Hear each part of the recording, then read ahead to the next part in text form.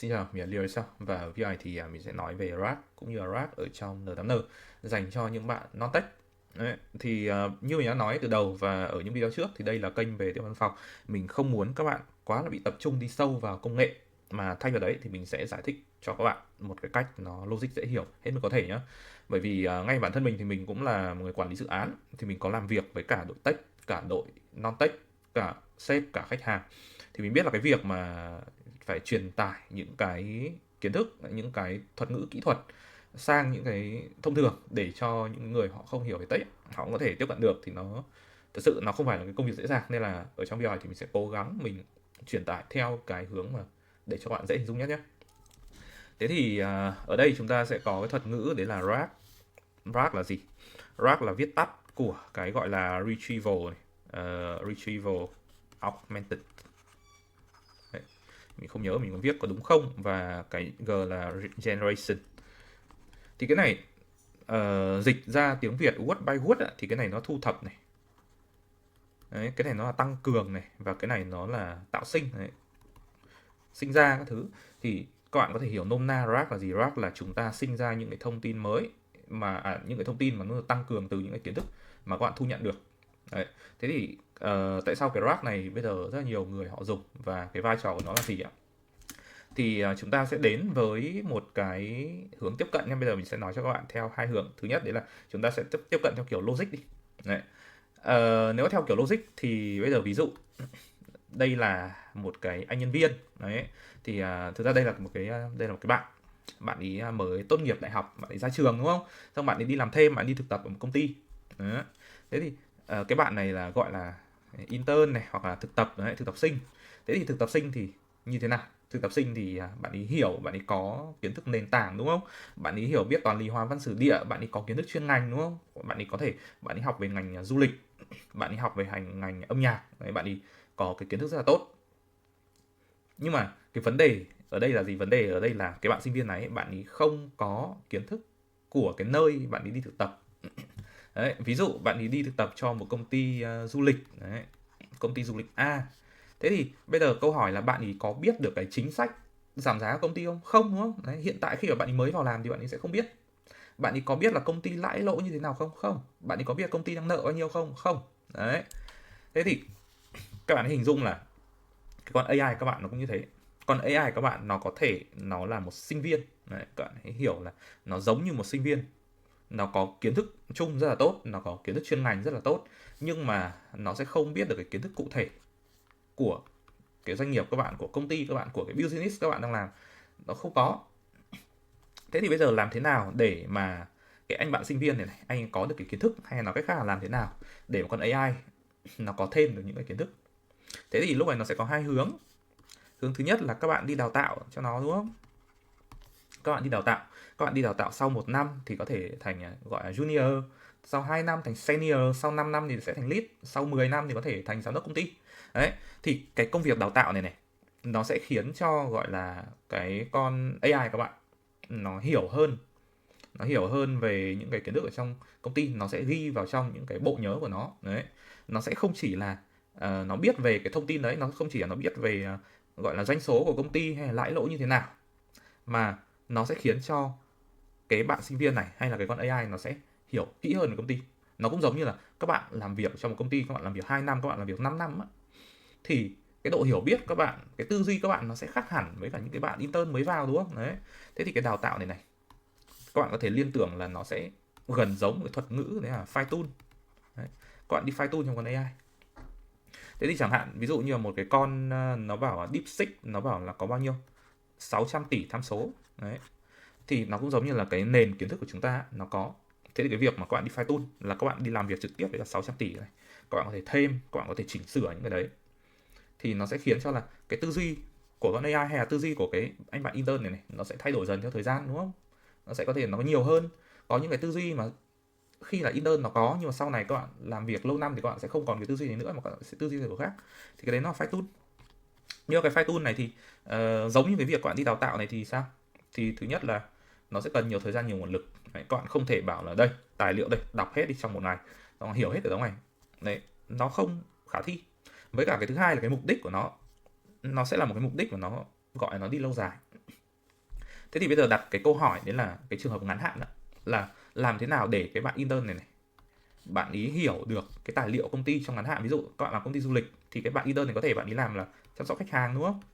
Thế thì khách hàng hỏi là chính sách giảm giá, đi Đà Nẵng tháng 7 đấy thì công ty giảm bao nhiêu. Thế thì bây giờ chúng ta không có thời gian để mà chúng ta đi đào tạo. Thế thì cái bạn này bạn ấy sẽ phải làm như thế nào? Hay là một tình huống khác, bây giờ bạn ấy không làm chăm sóc khách hàng mà bạn ấy đi làm gọi là khối văn thư, mình cũng không biết là bây giờ cái vị trí đấy nó gọi như nào. Nhưng đại loại là đấy, ví dụ như là mình hoặc là có những cái anh đồng nghiệp đến hỏi là đây lấy cho anh báo cáo tài chính quý 1 của công ty. Thế thì bây giờ lấy kiểu gì? Chả nhẽ phải đi đào tạo, bạn đi đào tạo nghiệp vụ kế toán xong rồi hỏi bạn ý là bây giờ tự làm đi xong rồi đưa ra, đúng không? Không, chúng ta không làm như thế. Mà ở hai cái này này nó sẽ đều có một cái cách chung, đấy là bạn ấy sẽ đi vào cái kho của công ty, đấy, một cái kho dữ liệu, và bạn ấy sẽ đi lấy tài liệu tương ứng ra. Bạn ấy sẽ đi lấy tài liệu từ một cái kho. Đó. Chúng ta sẽ có một cái kho dữ liệu ở đây và cái bạn nhân viên này bạn ấy đi lấy ra. Thế thì bởi vì cái bạn này tốt nghiệp đại học rồi, bạn ấy đã đủ thông minh rồi để bạn ấy hiểu là bao giờ tôi cần phải đi lấy tài liệu. Đấy. Cũng giống như là cái con AI các bạn á, nếu mà các bạn dùng những con AI model mà nó bé tí á thì có thể nó sẽ không hiểu cái đấy. Đấy, nhưng mà các bạn bây giờ các bạn dùng những cái model có sẵn, ví dụ như Google Gemini, ChatGPT hay là dùng DeepSeek, các bạn dùng API á, thì những cái model đấy nó có trí tuệ của một cái bạn sinh viên đại học hoặc hơn, thì nó sẽ biết là với cái tình huống này sẽ cần phải đi vào kho dữ liệu và lấy dữ liệu ra, sẽ phải biết cách để gọi ra một cái tool đấy để lấy dữ liệu. Thế thì sau khi mà lấy được dữ liệu xong thì sẽ phải tổng hợp lại đấy. Thế thì cái quá trình này các bạn sẽ hình dung là nó sẽ giống với cả RAG đấy. Thế thì RAG là gì? RAG là cái quá trình đấy là chúng ta lấy thêm dữ liệu vào, chúng ta lấy những cái dữ liệu riêng của chúng ta đưa cho AI. Thì còn AI nó sẽ kết hợp với cả cái hiểu biết của nó và nó sẽ sinh ra một cái câu trả lời của chúng ta. Thì các bạn ấy gọi là hiểu đại khái về RAG như thế nhé. Còn thực ra nếu mà các bạn muốn hiểu sâu về RAG thì các bạn có thể đọc cái tài liệu Nvidia đấy, các bạn có thể đọc cái tài liệu này, xong rồi các bạn có thể đọc paper, các bạn đọc của cái ông mà ông ý gọi là ông ý nghiên cứu về cái RAG này đấy, các bạn có thể đọc cái paper này nhé. RAG này cho những cái task về LNP đấy, cái tài liệu này các bạn hoàn toàn có thể đọc cái đấy nếu mà các bạn muốn tìm hiểu thêm, tìm hiểu nhiều. Còn ở trong cái nội dung video này thì chúng ta sẽ hiểu đại khái thôi đấy, đại khái. Thế thì bây giờ sang cái tình huống, giờ vẫn là cái tình huống đấy, nhưng mà bây giờ chúng ta sẽ đi nói về theo cái hướng là từ cái góc nhìn kỹ thuật như mình vừa nói các bạn đấy. Thế thì bây giờ chúng ta sẽ có một cái con AI, một con chatbot đây, đúng không? Chúng ta sẽ có một con bot đấy. Thực ra cái này mình có thể mình dùng cái đấy là LMM là Large Language Model ấy, nhưng mà thôi để mình cho nó đơn giản hóa gọi là AI nhé. Đấy, các bạn gọi là AI đấy. Nhưng mà cái thuật ngữ này thì các bạn có thể bắt bẻ cái thuật ngữ một tí là nó cũng không chuẩn lắm đâu, nhưng mình sẽ gọi là AI. Thế bây giờ làm thế nào để mà chúng ta là những cái khách hàng, đúng không? Đây mình là một khách hàng này đấy, cái case là chăm sóc khách hàng cho du lịch. Thế thì bây giờ mình sẽ có một cái con bot ở đây đấy, mình sẽ hỏi nó đấy, chính sách giảm giá tháng 7 Đà Nẵng, đúng không? Thế thì bây giờ làm thế nào để mà con bot đấy nó sẽ phải làm một cái việc đấy là nó sẽ vào cái kho dữ liệu của công ty, nó sẽ lấy tài liệu ra, xong bắt đầu nó kết hợp với cả cái kiến thức của nó generate, nó tạo ra một cái câu trả lời đấy, nó sẽ tạo ra một câu trả lời và nó sẽ chuyển cái câu trả lời này lại cho mình.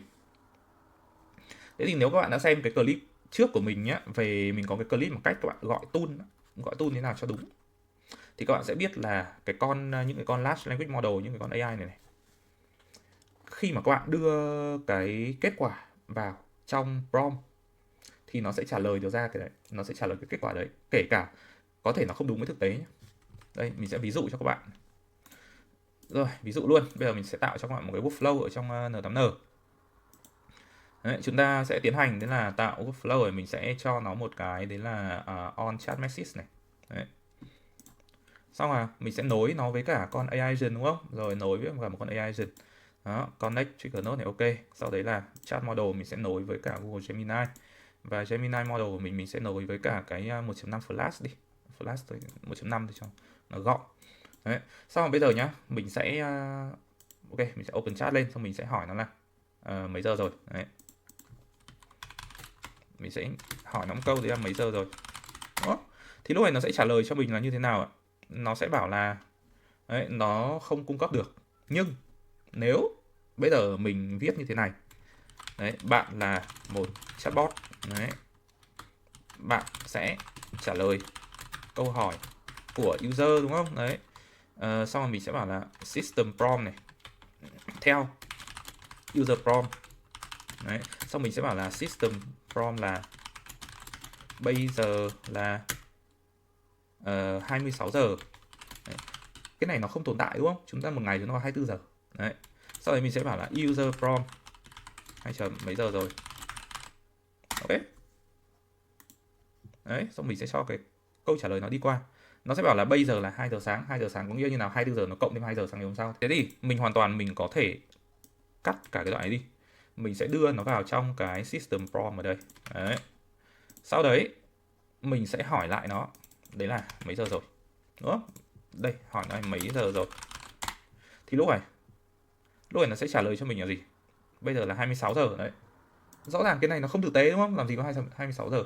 Nhưng mà nó trả lời theo cái system prompt ở đây. Thế thì có nghĩa là gì? Có nghĩa là nếu mà các bạn lấy được dữ liệu xong, các bạn sẽ đưa vào trong cái prompt cho nó thì nó sẽ trả lời được. Đấy. Thì đấy cũng là cái cách mà chúng ta sẽ làm ở đây. Đấy. Thì các bạn sẽ hình dung nhé, là ở trong N8N của chúng ta sẽ có một cái luồng là gì? Chúng ta sẽ có một cái câu hỏi đúng không? Đấy, sau chúng ta sẽ có một cái luồng đấy là chúng ta sẽ đi sau câu hỏi đấy chúng ta sẽ đi lấy dữ liệu từ database.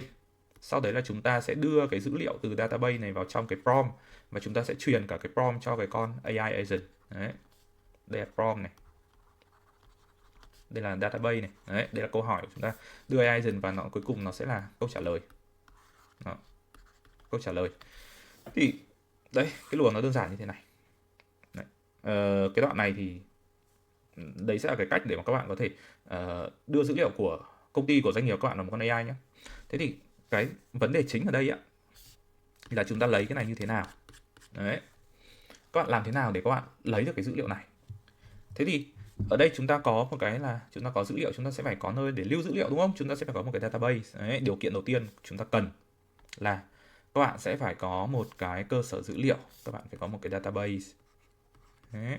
Thế thì cái database của chúng ta nó sẽ là gì? Thì cái database truyền thống á, thì chúng ta sẽ biết là chúng ta sẽ có những cái dữ liệu dạng bảng đúng không?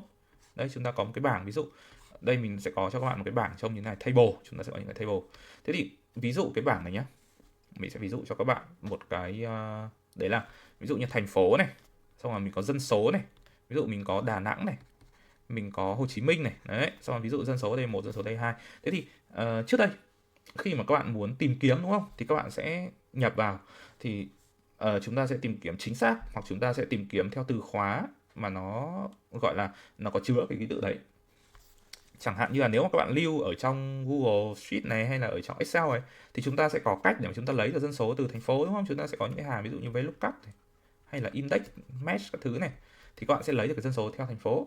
Hoặc là nếu các bạn lưu ở trong những cơ sở dữ liệu, những cái gọi là những cái relational database, những cái SQL, thì các bạn có thể viết ra những cái câu lệnh SQL, ví dụ như select này, chúng ta sẽ có gì select dân số from đấy, from thành phố, where đấy, nhầm, from table chứ, đấy, que thành phố bằng Đà Nẵng chẳng hạn, thì lúc này nó sẽ trả về kết quả cho các bạn là cái dân số theo thành phố. Đấy, thì các bạn hoàn toàn có thể sử dụng cái này với những cái cơ sở dữ liệu đấy là dạng bảng ngày xưa, thì chúng ta sẽ đi tra cứu theo kiểu như thế này. Nhưng mà cái vấn đề bây giờ là gì? Vấn đề là bây giờ á, chúng ta không chỉ tra cứu theo, gọi là không chỉ tra cứu theo keyword, theo từ khóa, mà chúng ta sẽ tra cứu theo cái gì? Theo ngữ nghĩa, hay nó gọi là semantic search. Đấy. Như thế này. Thì nó sẽ có những cái tình huống nhé. Ví dụ như mình có một cái bảng khác. Đấy, những cái bảng đấy ví dụ như là màu và tiền. Đấy, ví dụ như một cái cửa hàng sơn đi. Thế thì chúng ta sẽ có cái gì? Màu đen, màu đỏ, màu trắng, đúng không? Sau đó chúng ta sẽ có cái tiền của nó 1, 2, 3. Thế thì bây giờ user hỏi là màu hồng. Màu hồng tiền bao nhiêu? Đấy. Thế câu trả lời là gì? Câu trả lời là chúng ta sẽ đều nghĩ màu hồng thì nó sẽ gần với màu đỏ đúng không? Đấy. Nếu mà phải chọn một màu mà nó gần với màu hồng thì chúng ta sẽ chọn sang màu đỏ. Thế thì làm sao để mà từ cái hồng này chúng ta suy được sang đỏ? Chẳng nhẽ chúng ta sẽ lại làm một cái bảng là nếu user bảo hồng thì sẽ bảo đỏ đúng không? Thì nó cũng là một cái cách từ ngày xưa. Cái cách này là một trong những cách mà ngày xưa cái con SimSimi ấy, nó cũng làm như thế đấy. Đấy. Nhưng mà ví dụ nhá, mình không chỉ hỏi hồng, mình hỏi màu nhung thì sao? Mình hỏi màu chẳng hạn như là mình hỏi màu cánh sen này. Đấy. Thế thì bây giờ câu hỏi là làm thế nào để biết là màu cánh sen là màu hồng? Làm thế nào để biết màu nhung thì nó gần màu đỏ? Thế thì lúc này chúng ta sẽ phải tư duy theo một cái kiểu khác. Đấy là với cái bảng này nhá, vẫn với cái bảng này này, thì làm thế nào để mà khi mà các bạn nhập vào một màu thì nó sẽ biết được là nó gần với các cái màu nào trong bảng. Thì các bạn có để ý là cái hệ màu RGB á, chúng ta sẽ có từ 0 đến 255 đúng không? Đấy. Đây, ví dụ cho các bạn này. RGB Black, màu đen ấy. Đây RGB code này. Các bạn sẽ thấy là màu đen thì nó sẽ 000 đúng không? Màu xong rồi chúng ta sẽ có cái gì? Chúng ta sẽ có màu trắng. Màu trắng của chúng ta sẽ là 255. Đấy. Xong rồi chúng ta sẽ có màu gì? Màu red đi, màu đỏ của chúng ta thì nó sẽ nằm ở cái khoảng đấy là 25500. Đấy. Thế thì các bạn có thể hình dung nó như này. Bây giờ chúng ta sẽ có màu đen này, màu trắng này. Màu đen là 0 đúng không? Màu trắng 255 đúng không? Sau đó chúng ta sẽ có màu đỏ. Màu đỏ thì mình ví dụ thôi. Ví dụ như là nó 128 chẳng hạn. Thế bây giờ mình có một cái màu hồng. Đúng không? Màu hồng. Thực ra màu hồng thì nó sẽ nên gần với màu trắng hơn màu hồng. Ở đây. Thì màu hồng lúc này mình sẽ có một cái giá trị của nó 130. Thế thì thay vì chúng ta search màu hồng nó sẽ gần với màu nào thì chúng ta sẽ search con số 150.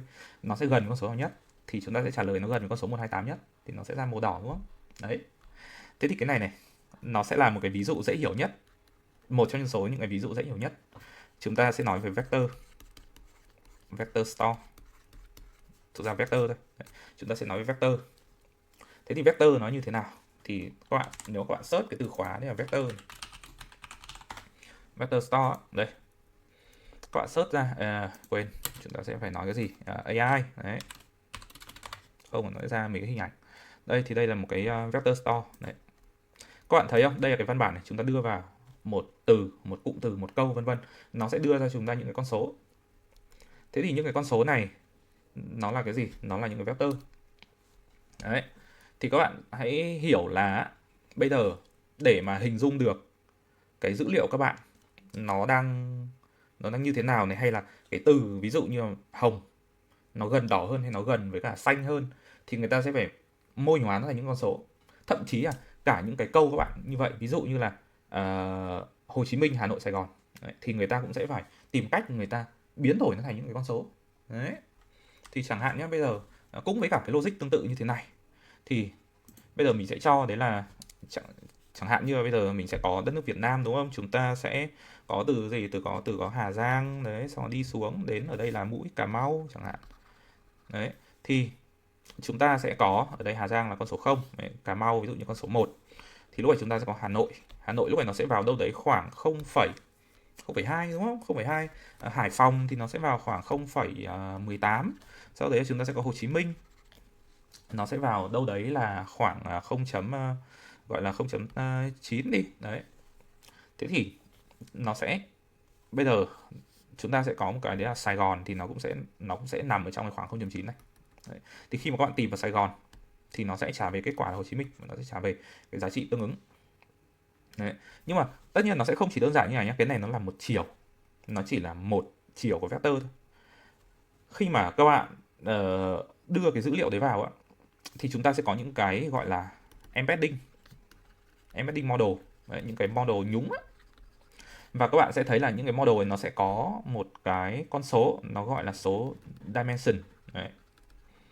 Dimension là số chiều nhá. Thì có thể là có những cái model mà nó lớn, nó có bao nhiêu? Nó có 768 chiều này, hoặc là nó có đến 3000 chiều này. Thế thì những cái con số này là gì? Những con số đấy nó chính là số lượng. Số lượng những cái chỉ số ở đây. Đấy. Các bạn sẽ nhìn thấy ở đây ví dụ như chúng ta có 1, 2 chấm chấm 3 đúng không? Đấy, chúng ta sẽ có hoặc là chúng ta sẽ có những cái số nó to hơn, ví dụ như là những cái vector đấy, nó rất là to. Thế thì chẳng hạn như Hà Nội đây có thể nó 0,2 nhé. Có thể là xét về địa lý thì nó là 0,2 đúng không? Bây giờ chúng ta cái từ Hà Nội chúng ta có thể xét theo một cái ngữ cảnh khác, nó sẽ không phải là địa lý nữa. Đấy, mà có thể nó sẽ là ở đây nó sẽ là châu lục đi chẳng hạn. Đấy, châu lục. ví dụ như châu Á, từ châu Á sang, đúng không, từ châu Á sang châu Âu, châu Mỹ, thì có thể là ví dụ như châu Á thì sẽ là không này, châu Mỹ thì nó sẽ là một, thì lúc này ví dụ như một nước nó ở châu Âu thì nó sẽ vào 0,2 này. Đấy. Hoặc là ở châu Phi thì sẽ 0,4 này. Đấy. Thì lúc này chúng ta sẽ có được cái cụm từ Hà Nội ấy, nó sẽ là một cái vector nó rất là dài, nó có rất nhiều con số, nó tùy thuộc vào cái model. Thế thì những cái model ấy thì làm theo để mà nó đánh số được thì nó phải được training. Đấy, nó phải được training sẵn rồi nhá. Rồi cảm giác nó đi hơi xa một tí rồi, thì bây giờ mình sẽ quay lại luôn. Thế các bạn hãy hình dung là bây giờ chúng ta có một cái model, embedding model, đúng không? Chúng ta sẽ có một cái cụm từ, ví dụ Hà Nội. Đấy. Hà Nội thì nó sẽ bằng ví dụ như là 0.1 phẩy 0.2 phẩy chấm chấm chấm chấm chấm. Đấy, có 768 con số. Thế bây giờ mình sẽ nhập vào một cái cụm từ khác, ví dụ như là thủ đô Việt Nam. Đấy, thế thì đi qua cái model này nó sẽ có một cái ví dụ như 0,11 này, 0,15 này, phẩy vân vân này. Sau đấy là mình sẽ có một cái cụm từ đấy là Hồ Chí Minh. Đấy, thành phố Hồ Chí Minh cũng đi qua cái model này thì nó cũng sẽ ra được một cái con số ví dụ như 0.2 phẩy 0.5 phẩy vân vân. Đấy. Thế thì sau đấy khi mà các bạn đi tìm từ khóa đấy thủ đô Việt Nam, các bạn muốn xem là nó sẽ là thủ đô Việt Nam sẽ gần Hà Nội hơn, hay là thành phố Hồ Chí Minh thì nó sẽ gần Hà Nội hơn, đúng không? Thì lúc này nó sẽ có những cái phương thức, ví dụ như là nó sẽ dùng Cosine để mà nó tính toán, có nghĩa là nó sẽ, đây là một cái điểm ở trong những cái tọa độ nhé. Thế thì chẳng hạn là chúng ta có một cái Hà Nội này nó bằng 0.1 phẩy 0.2, đúng không? Thì cái này nó là từng cái điểm tọa độ, thì các bạn có thể biểu diễn ở trên cái trục OXY. Đấy, OXY. OXY ở đây ví dụ như là cho nhân 10 lên đi là 1 và 2, đúng không? Đấy. Thì nó sẽ là Hà Nội ở cái điểm này này. Đấy, Hà Nội này. Sau đấy là chúng ta sẽ có đấy là thủ đô, đúng không? Thủ đô Việt Nam. Thủ đô Việt Nam thì nó sẽ bằng đâu đấy là 0,15 này, sau đấy là 0,15 này. Đấy. Thì lúc ấy cái thủ đô nó sẽ nằm ở cái vị trí như thế này. Đó, thủ đô như thế này. Và chúng ta có Hồ Chí Minh, thành phố Hồ Chí Minh thì nó sẽ nằm ở đâu, ví dụ như hẳn 0.3 phải 0.5 đi chẳng hạn. Đấy, thì lúc ấy nó sẽ nằm ở trên này, đây Hồ Chí Minh. Thế bây giờ nó sẽ tính khoảng cách từ đây đến đây, với từ đây đến đây nó thấy cái nào gần hơn thì nó sẽ bảo là ok, tôi thấy thủ đô Việt Nam gần với Hà Nội hơn. Thì lúc này khi mà người dùng người ta search từ khóa thủ đô Việt Nam thì nó sẽ ra Hà Nội. Thế thì nếu mà cái này nó có một con số nữa thì sao? Lúc này nó sẽ thành cái trục OXYZ đấy, 3 chiều. Và ví dụ nó có ở đây là 768 chiều thì sao? Thì hình học nó không thể hiện được, nhưng toán học tính toán nó vẫn tính được. Đấy, nó vẫn sẽ có cái cách tính này, nó dùng ví dụ dùng cosine thì nó tính này. Thì những cái này các bạn có thể search ở đây. Các bạn có thể search ở trên Google đấy, ví dụ như vector store cosine đấy, cosine formula đây, cosine similarity. Đấy, các bạn có thể xem cái này nhé. Cái này cái clip này của StarQuest with John Stammer, đây là một cái clip mà mình khá thích, cái kênh mình cũng khá thích, tại vì nó giải thích rất là rõ ràng. Đấy. Thế thì tóm lại là gì? Tóm lại là các bạn không cần hiểu hết về cái đống này. Các bạn chỉ cần biết rằng chúng ta có một cái thuật ngữ gọi là vector. Và cái vector này chúng ta sẽ có những cái embedding model, đúng không?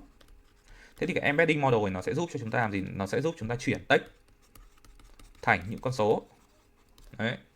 Và khi mà chúng ta đưa một cái đoạn text 2 vào, nó cũng sẽ chuyển đến cái con số thứ hai, và nó sẽ so sánh với cả những con số trước của chúng ta. Thì nó sẽ xem như là liệu cái text 2 này nó gần với cả cái dữ liệu nào chúng ta đưa vào.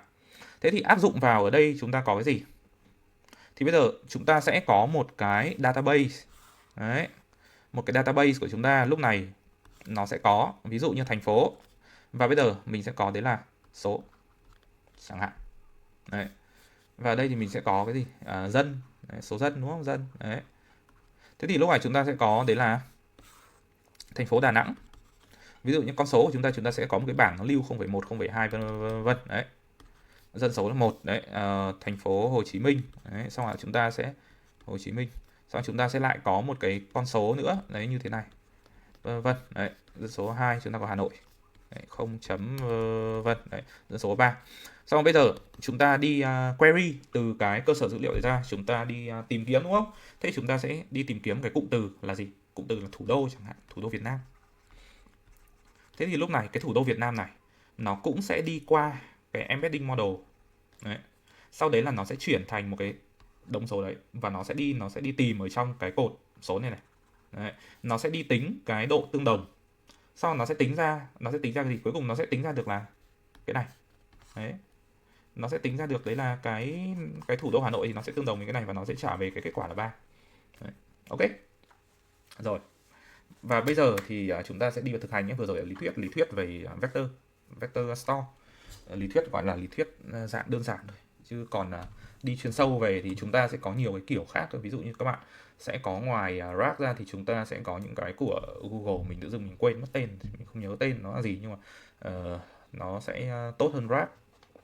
Rồi, Riam. Đây, các bạn có thể so sánh cái này nhá. Đây, Riam Ratio, các bạn có thể đọc thêm hai cái này cho các bạn đọc thêm thôi. Rồi, thế bây giờ chúng ta sẽ quay trở lại ở đây. Trước khi mà chúng ta làm cái này thì chúng ta sẽ đi làm cái khác, đấy là mình sẽ tạo ra một cái nơi để mà mình lưu trữ tài liệu. Đấy. Thế thì đầu tiên là cái nơi mình chọn nó sẽ phải là một cái vector store database, đúng không? Mình phải chọn một cái cơ sở dữ liệu để mà mình lưu dữ liệu vào. Thì cái nơi mình chọn để mình lưu vào là gì? Ở đây các bạn có thể xem ở trên cái trang đấy là MemoD Foundation của anh Thanh Phạm, hoặc như nào mình không nhớ, mình không rõ tên. Đấy. Nhưng ở đây chúng ta sẽ có đấy ạ, chọn vector database. Đấy. Và ở đây thì dưới này chúng ta có một cái bảng so sánh một số những cái vector database phổ biến này. Chúng ta sẽ có gì? PyCon này, chúng ta có Qtran này, chúng ta có Supabase này, Weavi, Muverse này, vân vân. Đấy. Thì ở đây là bạn ấy đã mô tả cho mình rất là nhiều những cái gọi là những cái tiêu chí để mà chúng ta có thể chọn được một cái vector database. Thì các bạn có thể xem cái link này, mình cũng sẽ để link này dưới phần mô tả cho các bạn xem. Đấy. Ở đây thì có một số những cái thông tin, ví dụ như nếu các bạn quan tâm tới việc bảo mật dữ liệu doanh nghiệp thì các bạn chọn những cái open source, các bạn có thể tự phát triển thêm. Thì các bạn có thể chọn Muvus hoặc các bạn có thể chọn Qtran. Đấy. Ở đây thì nó sẽ có những cái tiêu chí này, đấy, xem là cái nào nó sẽ tốt hơn này, cái nào nó sẽ ổn này, hoặc là các bạn có thể xem những cái benchmark ở đây này để xem là gọi là cái tốc độ hay là những cái độ chính xác của nó tìm đến. Đây, cái này là của bên Qtran. Đấy. Rồi, thế thì trong những cái cơ sở dữ liệu này, bởi vì đây là cái demo thì mình sẽ sử dụng một trong những cái mà mình thấy setup đơn giản nhất nhé, đấy là PyCon. Đấy. Rồi, bây giờ chúng ta sẽ đi search, đấy là pycon.io. Đây, PyCon của chúng ta. Thì đầu tiên các bạn sign up cho mình một tài khoản, các bạn có thể chọn login luôn nếu các bạn có tài khoản rồi. Thì mình sẽ đi login vào, ok, login này. Rồi, continue with Google, mình sẽ sử dụng cái tài khoản Google của mình. Đấy, đây cũng là cái tài khoản mới, mình sẽ tạo lại luôn từ đầu cho các bạn xem nhé. Rồi, chúng ta sẽ có một tài khoản pycon.io. Và đến đây, ok, rồi tạm thời bỏ qua đi, mình có thể skip đó, continue company để chọn personal nhé. Personal bỏ qua JavaScript chẳng hạn, là I don't code. Đấy. Chúng ta không code, chúng ta là những người non technical, chúng ta không có quá là nhiều kinh nghiệm. Giờ Q&A chat đi, hoặc là AI agent này, less than 100.000 này, rồi I'm new này, to vector everything. Ok, start. Đấy, sau đấy các bạn sẽ có một cái API key. Cái API key này thì các bạn sẽ copy vào đây, các bạn copy xong rồi các bạn quay lại N8N. Thế giờ chúng ta sẽ bắt đầu nhé. Bước đầu tiên thì sẽ là cái gì? Bước đầu tiên sẽ đi add một cái trigger đấy. Trigger manually tắt tạm cái đi đã. Đây, sau đấy là chúng ta sẽ đi kết nối với cả PyCon. Đấy, PyCon Vector Store này. Sau đấy mình sẽ chọn đây là add document to Vector Store, và đây mình sẽ đi add một cái credential, thì mình đã có sẵn cái credential, mình sẽ tạo một cái mới. Đấy, PyCon ví dụ như là PyCon test này. Test.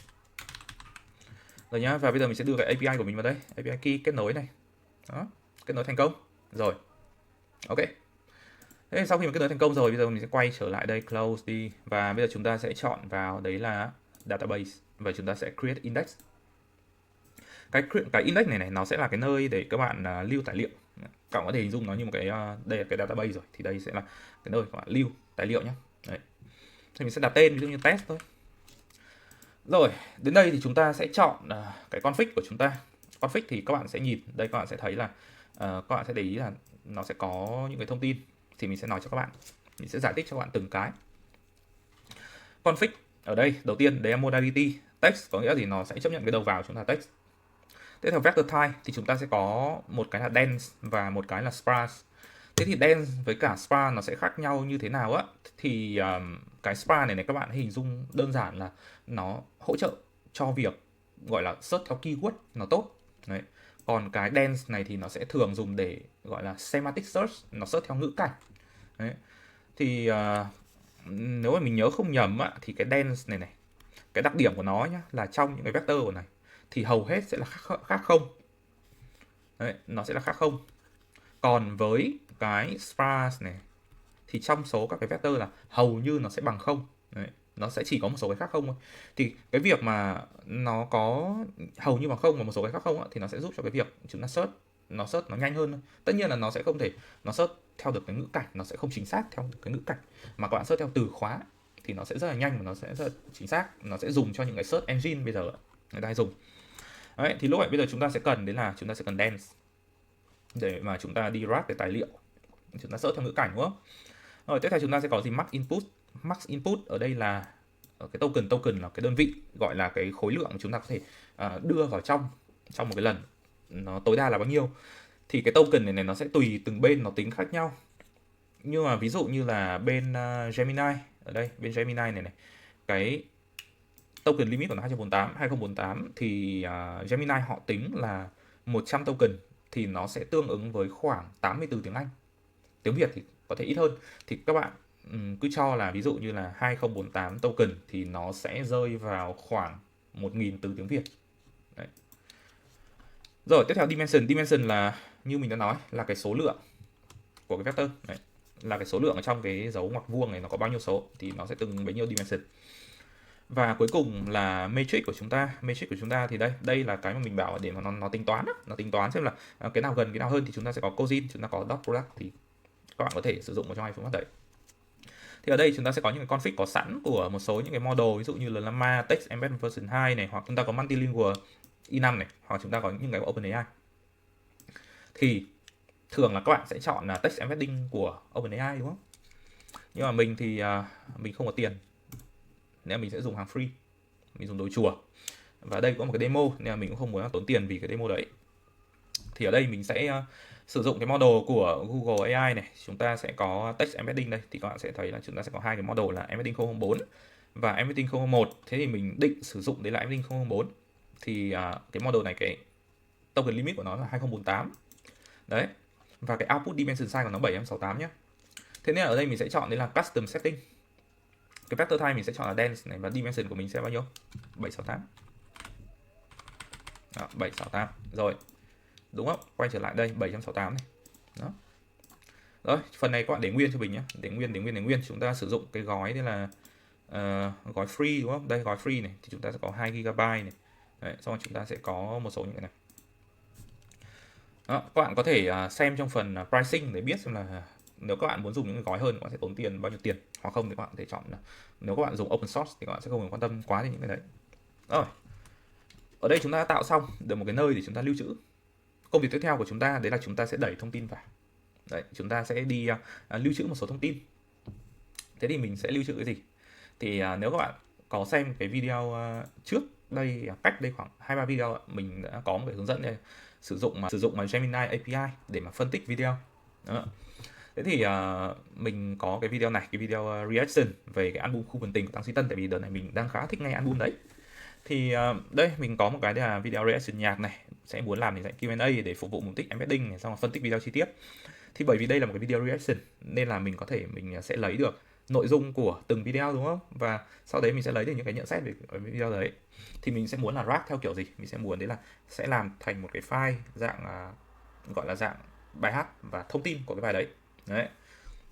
Đấy, thế thì sau khi mà mình chạy cái con bot đấy, nếu các bạn nào chưa xem các bạn có thể xem cái clip đấy của mình hướng dẫn rồi nhé, hướng dẫn cách làm rồi. Thì đây cái kết quả này nó sẽ trả về cho mình đấy, nội dung từng bài hát này, Khu Vườn Tình này thì sẽ mở đầu album vân vân này, Say Sóng này, hay là Ikigai thì nó sẽ như thế nào. Đó.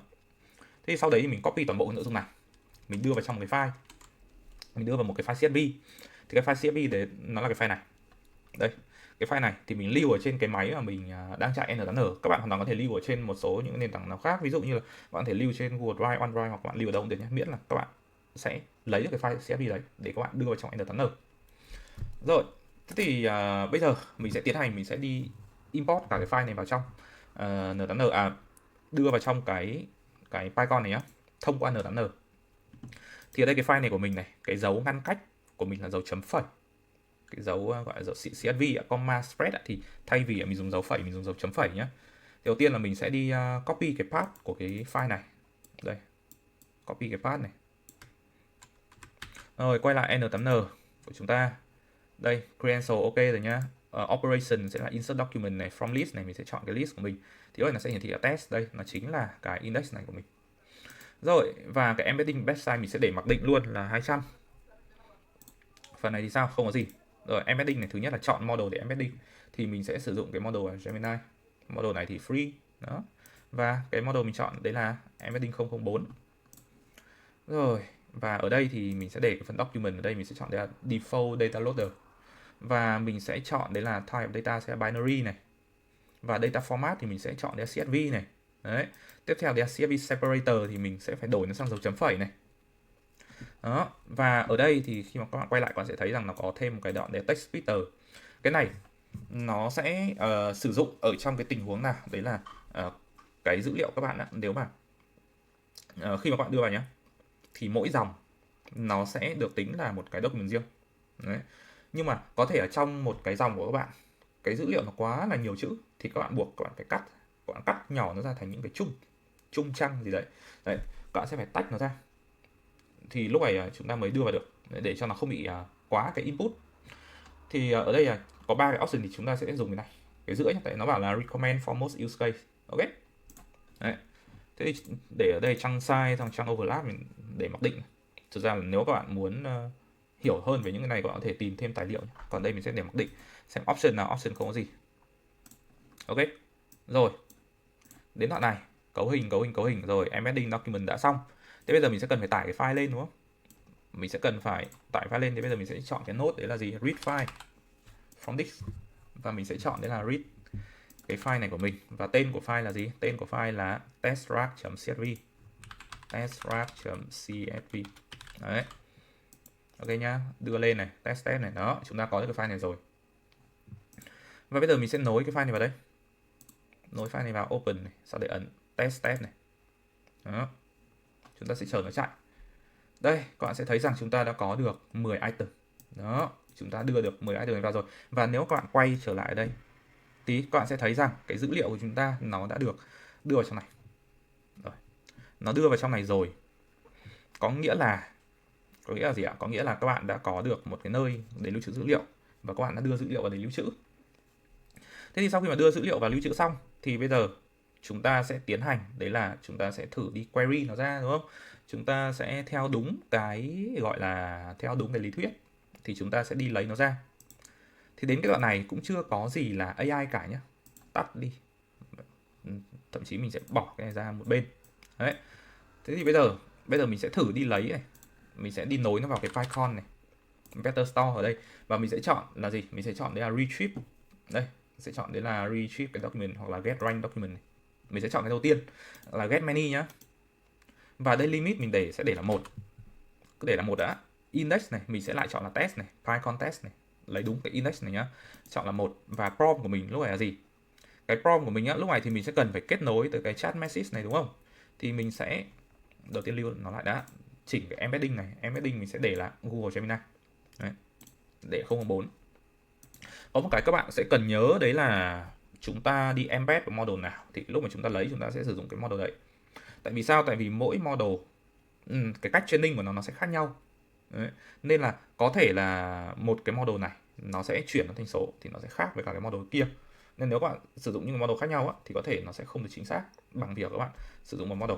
Mà ngay cả nói riêng về model nhé, nói thêm về model trước khi chúng ta tiếp tục này. Thì những cái model á, có thể là nó sẽ không hiểu được ngữ cảnh tiếng Việt tốt. Thế nên là nó sẽ phải sinh ra, các bạn có để ý thỉnh thoảng á, người ta sẽ công bố là có những cái model mà nó đọc, nó embed tiếng Việt rất là tốt đúng không? Của người Việt người ta làm. Đấy. Thì những cái model đấy là những cái model mà nó sẽ giúp cho các bạn có thể xử lý được tiếng Việt nó mượt hơn. Đấy. Và từ những cái model chung này chúng ta sẽ đưa ra. Thì ở đây mình dùng cái model của Google Gemini thì có thể nó sẽ không được 100% chuẩn xác khi mà chúng ta làm việc với tiếng Việt ấy. Thì cái này là do training thôi. Rồi, nhưng mà không sao. Đây cũng là một trong những cái model mà nó gọi là khá là tốt ở hiện tại thôi, không có vấn đề gì cả. Rồi, thế bây giờ mình sẽ thử open chat, mình sẽ ABC đi cho nó để nó đưa cái thông tin vào thì đã. Ok, fix them first, tạm thời tắt cái đi ABC. Đấy. Ok, fancy value lưu nó lại xong rồi reload lại thôi, không có vấn đề gì cả. Sẽ reload lại cái workflow và bây giờ thì mình sẽ open chat này ABC. Quên, tại vì cái nốt này nốt cuối luôn, mình sẽ chọn nó một cái edit field để mình lấy cái mình sẽ đi execute cái nốt trước đã. Rồi, ok, ABC. Đấy, rồi. Sorry các bạn, sẽ ABC lại đi. Rồi, thế thì xóa cái đi, bây giờ bật lại cái này. Thì bây giờ mình sẽ kéo cái nội dung chat vào đây nhé, chat input này. Đấy, lúc này chúng ta đã có được cái này rồi. Thế thì bây giờ các bạn nhìn ở đây, các bạn sẽ thấy là ở đây chúng ta đã có những cái đoạn text đúng không? Đây, text bài hát này. Đấy, text như thế này này và text như thế này. Đấy. Đấy, hay là khóa cửa này, đi ngủ này. Thế thì bây giờ mình sẽ tìm một cái từ khóa, ví dụ như là bây giờ chúng ta sẽ có cái từ khóa đấy là thiên đường cô đơn đúng không? Hoặc là chúng ta có từ khóa là khu vườn tình hay là đi ngủ đi, đi ngủ. Đấy, thì mình sẽ thử tìm cái từ khóa đấy là lên giường. Đấy, lên giường nhé. Đấy, nó chạy này, xong rồi các bạn sẽ thấy cái kết quả trả về là gì? Đêm mang nỗi nhớ đi đâu. Đấy. Có nghĩa là nó nhận định là cái từ khóa là lên giường thì nó sẽ gần sát nhất cái chấm điểm này của nó này, nó sẽ gần sát nhất với cả cái đêm mang nỗi nhớ đi đâu. Đấy. Và nếu mà bây giờ nha mình tăng cái giới hạn limit lên 3 chẳng hạn, thì thay vì trả về một kết quả, lúc này nó sẽ trả về cho mình thế là 3 kết quả. Đấy. Chẳng hạn như bây giờ mình search lại lên giường này. Đấy, thì lúc này nó sẽ trả về cho mình thay vì một item là 3 item. Đấy, sau nó sẽ chấm điểm này. Đấy. Nó sẽ chấm điểm, nó thấy là đêm mang nỗi nhớ đi đâu thì nó sẽ cái score của nó sẽ là cao nhất. Còn cái đi ngủ ấy thì nó chỉ được top 3 thôi, top thứ 3 thôi. Ok, nhưng mà không sao cả. Rồi. Thế có nghĩa là gì? Có nghĩa là các bạn vừa đi search theo ngữ cảnh, chúng ta vừa đi semantic search xong. Đấy. Chúng ta đã tìm kiếm được theo cái ngữ cảnh của nó rồi. Nhưng mà đến đây đã rác chưa? Đến đây thì nó chưa phải rác, đến đây nó mới chỉ là chúng ta đi query từ trong một cái cơ sở dữ liệu đó thôi. Thế thì bây giờ rác là gì? Rác là chúng ta đưa cái kết quả này vào con AI, và con AI lúc ấy nó sẽ sinh ra cái câu trả lời, đúng không? Đấy. Thế thì mình sẽ để như thế nào ạ?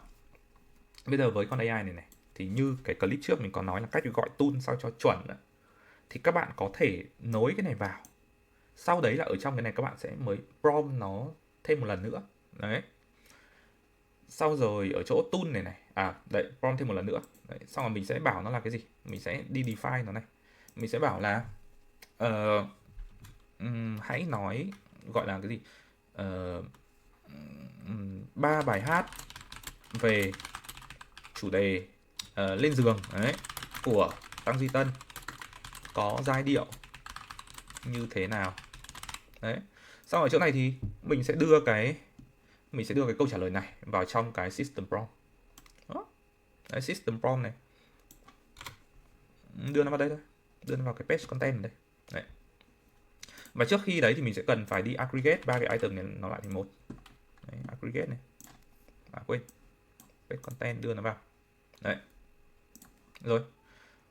Sau đấy mình sẽ không phải đưa cái chỗ này mà mình sẽ đưa cái page content đưa hết nó vào. Đấy. Rồi sau đấy là còn thiếu cái gì không? Không, chả thiếu gì cả. Ok. Bật nó lên này, trả lời này. Đấy, chúng ta sẽ chờ cho nó suy nghĩ. Xong nó sẽ trả lời cho chúng ta được cái kết quả. Đấy, đây. Đấy, xin lỗi cái chủ đề này nó hơi nhạy cảm. Chủ đề đi ngủ. Đấy, sorry. Ok. Ở Google thì đấy, các bạn sẽ thấy là sẽ có những cái tình huống mà nó lọc ra những từ khóa nhạy cảm. Đấy, chúng ta sẽ chờ cho nó chạy ở đây. Đây, đi ngủ này, đây hãy cùng khám phá nhé đấy. Thế thì cái này là chúng ta đã đi rác. Rác ở một cái level rất là cơ bản. Đấy. Tất nhiên là trong thực tế nhá, thì những cái prompt các bạn viết ra nó sẽ phải nó chặt chẽ hơn rất là nhiều. Nó sẽ phải gọi là các bạn làm nó kỹ hơn, nó chuẩn hơn, và ngay cả cái tài liệu rác của các bạn nó cũng phải là những cái tài liệu nó chuẩn hơn. Đấy, các bạn sẽ phải hiểu được là mình đang muốn rác cái gì, mình đang muốn làm cái gì, mình đang muốn cái con agent này của mình nó hỗ trợ được cái vấn đề gì. Đấy. Thế thì đây là cái cách đầu tiên nhé. Còn cách thứ hai này, Cái cách thứ hai đấy là mình sẽ cắm cái này vào tool. Đấy. Đây, mình sẽ kéo cái con AI ra trước. Đấy. Còn cái này thì mình sẽ mình chọn sang đấy là thay vì get many thì mình sẽ chọn đấy là retrieve document thành tool cho AI agent, đúng không? Thì lúc này cái này mình sẽ để ở đây để là cái name là vector store là s này, sau description. Đấy, description thì lúc này mình sẽ viết đấy là chứa thông tin về các bài hát của Tăng Duy Tân trong album Khu Vườn Tình. Đấy. Sử dụng như một tool để lấy ra thông tin liên quan tới các bài hát. Đó. Rồi. Thế thì ở đây đến cái đoạn này xong mình sẽ kéo cái này vào đây. Đấy, kéo nó thành tool, đúng không? Đấy, xong rồi bắt đầu mình sẽ bảo nó là bạn là một chatbot này, bạn sẽ trả lời của câu hỏi này theo user prompt này. Đấy, theo user prompt này, sử dụng tool test Python vector store để lấy ra thông tin cần thiết. Rồi. Ok, và cái prompt này lúc này thì mình sẽ để nó là connect sang cái chat trigger node ở đây. Đấy. Đây. Rồi nhá. Sau đấy là bây giờ mình sẽ đi reload lại này. Và bây giờ mình sẽ hỏi nó là nội dung bài say sóng. Đấy, chẳng hạn nội dung bài say sóng trong album Khu Vườn Tình. Đấy. Đấy, thì lúc này nó sẽ nó search ở trong này, nó sẽ bảo là bài say sóng này, nhạc pop nhẹ nhàng tươi vui những con sóng lăn tăn. Đấy, các bạn sẽ thấy là ở trong này khi mà cái tool nó được gọi, nó sẽ trả về cho mình đang limit là 3 kết quả. Nó sẽ trả về cho mình ở đây, đấy là 3 cái kết quả gần nhất. Đấy, thì mặc dù nhá, cái kết quả gần nhất nó lại là đêm nỗi nhớ đi đâu chứ nó không phải là say sóng. Nhưng khi mà nó trả về cái kết quả đây thì con AI nó sẽ tự biết suy luận. Nó sẽ biết là có 3 cái bài trả về, nhưng cái bài mà người dùng người ta muốn tìm là bài say sóng. Đấy. Và nó sẽ trả về cái kết quả đây cho mình. Đó. Thì tương tự các bạn có thể hỏi thêm. Và để mà nó có được nhiều thông tin hơn, các bạn có thể tăng cái limit này lên. Limit lên 10 thì mình sẽ tìm ra 10 cái kết quả mà nó gọi nó gần nhất. Đấy. Ok, lưu lại này, bây giờ mình sẽ hỏi là Bích Phương đấy, tham gia bài hát nào. Và ở đây thì nó sẽ bảo là tôi chỉ có thông tin về các bài hát của Tăng Duy Tân trong album Khu Vườn Tình. Thế tại sao? Thì tại vì mình đã nói là ở cái video trước đấy, cái việc gọi tool này là không phải lúc nào nó sẽ gọi. Nó sẽ gọi nếu mà chúng ta prompt là có thể luôn luôn gọi, hoặc là nó cảm thấy là nó cần phải gọi. Thế thì các bạn có thể viết ở trong cái system prompt ở đây, đấy là chúng ta sẽ luôn luôn sử dụng tool chẳng hạn. Mà kể cả ở đây nhá, mình có nói luôn luôn sử dụng tool này, thì đấy, cái này nó chả gọi. Đấy. Thế thì nó sẽ phụ thuộc vào cái độ thông minh của con AI nữa. Và ở đây có thể các bạn sẽ phải prompt kỹ hơn, các bạn có thể phải viết kịch bản, ví dụ như là tình huống giả tưởng 2 chấm đấy, bạn là một con chatbot. Đấy. Hoặc là cái đầu vào các bạn sẽ phải viết nó kỹ hơn. Đấy. Ví dụ trong album đấy, Khu Vườn Tình, Bích Phương tham gia bài hát nào. Đó. Đây. Mình sẽ phải vào lại, đây là Khu Vườn Tình của Tăng Duy Tân. Thì cái này các bạn có thể cải thiện bằng cách các bạn viết ra một cái prompt tốt hơn. Đấy. Cái này nó sẽ liên quan đến prompt. Đấy, thì lúc này khi mà mình hỏi này thì nó mới trả lời. Đó là Bích Phương tham gia bài hát Ikigai trong album Khu Vườn Tình của Tăng Duy Tân. Đấy. Rồi, và bây giờ thì chúng ta sẽ nói tới một cái trước khi mà kết thúc video này. Đấy, chúng ta sẽ nói đến cái gọi là type wrap. Thì cái này thực ra là có do cái người viết họ đặt. Nó cũng không hẳn là một cái type chính thống nhé. Thế thì đây là cái tài liệu tham khảo các bạn có thể xem được, đấy là chúng ta sẽ có những cái kiểu wrap như thế nào. Thì đầu tiên là simple wrap là cái mình vừa cho các bạn xem. Simple wrap đấy là người dùng người ta đưa vào một cái câu truy vấn, sau đấy là cái con LLM đấy, nó sẽ đi search ở trong vector store, nó search ở trong Python đấy, nó lấy được dữ liệu, sau đấy là nó tổng hợp lại và đưa ra câu trả lời.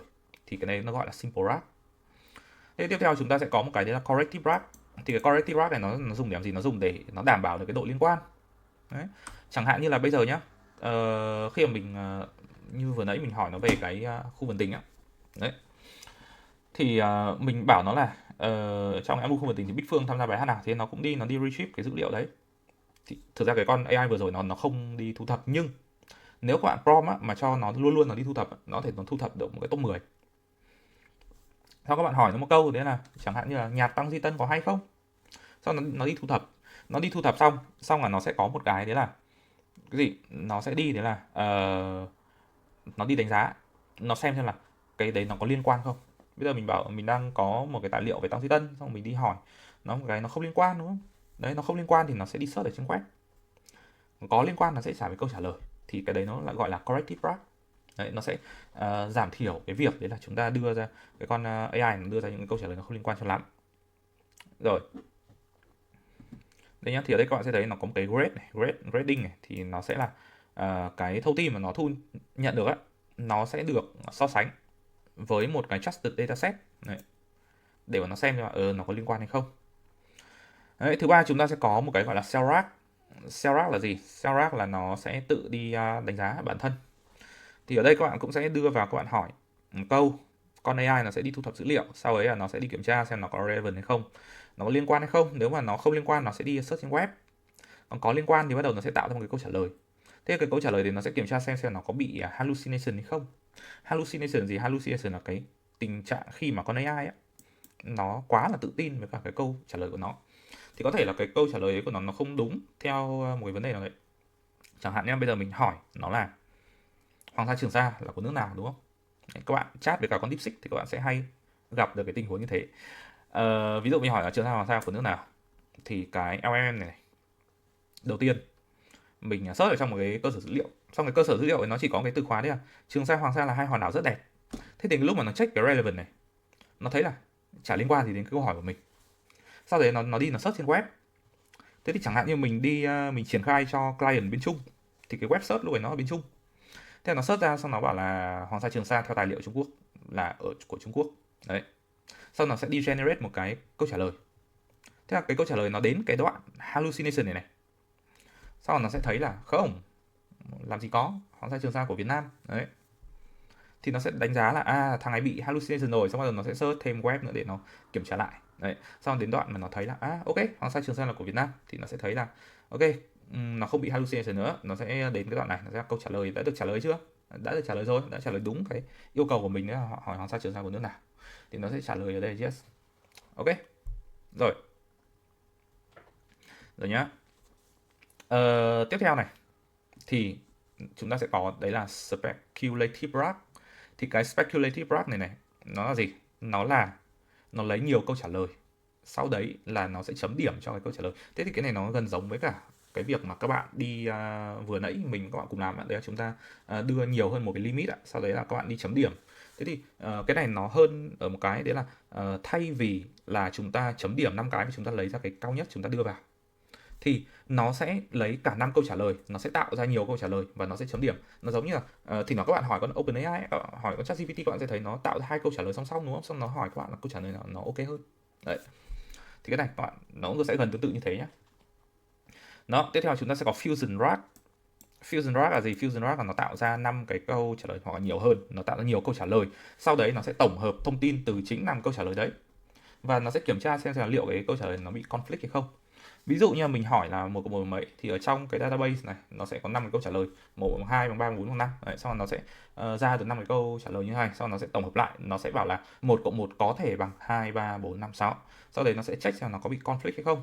Tất nhiên là conflict rồi, tại vì 1 cộng 1 nó sẽ chỉ bằng được những cái đấy thôi, chỉ bằng một trong những cái giá trị đấy thôi, đúng không? Thì nó sẽ có một cái gọi là giải quyết cái conflict, thì nó giải quyết bằng cách nào thì có thể nó sẽ đi search trên web, hoặc có thể nó sẽ có những phương pháp để mà nó giải quyết những cái conflict đấy. Đấy.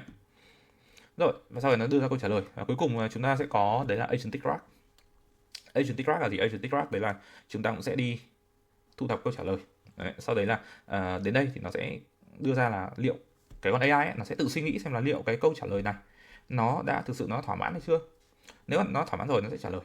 Còn nếu nó cảm thấy chưa thì nó sẽ đưa qua một con agent khác. Còn agent khác thì nó sẽ có cái gì? Nó sẽ có những cái tool cắm vào, nó sẽ có những cái hành động của nó, và nó sẽ xem là liệu có tiếp tục đi lấy những cái tool này không. Đấy, và cuối cùng thì nó sẽ đưa ra cái câu trả lời. Thì cái này nó là agentic RAG. Đấy, thì các bạn biết như thế này được. Còn cái việc mà các bạn đi triển khai cụ thể thì cái đấy để cho đội tech nhé. Ở đây thì toàn bộ cái video này thì mình cũng chỉ nói ở cái gọi là một cái bề mặt nó rất là nông thôi, để cho các bạn ví dụ các bạn làm dự án, hoặc là các bạn làm cá nhân, hoặc là các bạn là những người non tech, thì các bạn sẽ hiểu được là cái này nó sẽ chạy như thế nào. Và khi mà các bạn nói chuyện hay trao đổi với đội tech thì các bạn cũng sẽ không bị quá là vấp, các bạn cũng sẽ hiểu là ok, tôi sẽ có thể sử dụng nó để triển khai ra sao. Đấy, đây là toàn bộ cái nội dung của video về RAG này.